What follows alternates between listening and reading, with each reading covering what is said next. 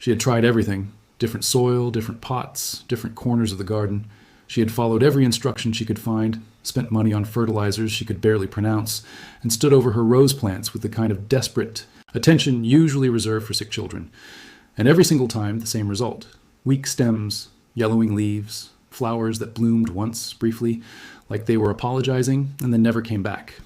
She was about to give up entirely when an old man in her neighborhood, who had roses climbing every wall of his house in colors so vivid they looked painted, leaned over his fence and said, "You are not growing roses wrong.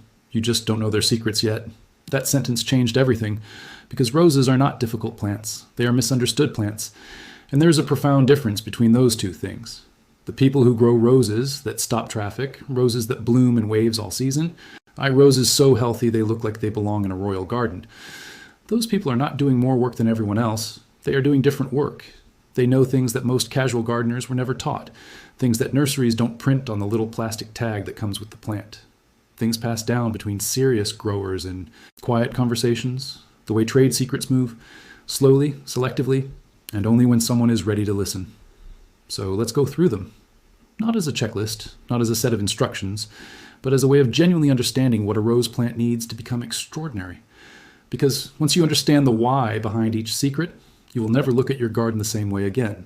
The first thing most people get completely wrong is where they plant their rose. They find a beautiful spot, a place that looks right, and they dig a hole. What they do not do is observe that spot across a full day. Roses need a minimum of 6 hours of direct sunlight, and not just any 6 hours. Morning sunlight is different from afternoon. Sunlight, and for roses, the distinction matters enormously. Morning sun dries the dew off the leaves quickly, which is one of the most powerful things you can do to prevent fungal disease. Roses that sit in wet foliage for hours after sunrise are constantly fighting off black spot, powdery mildew, and a range of other infections that drain their energy and ruin their appearance.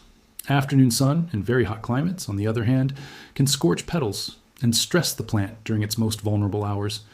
The ideal position for a rose is one where it catches strong morning light from the east and gets some gentle shade or filtered light in the most brutal part of the afternoon.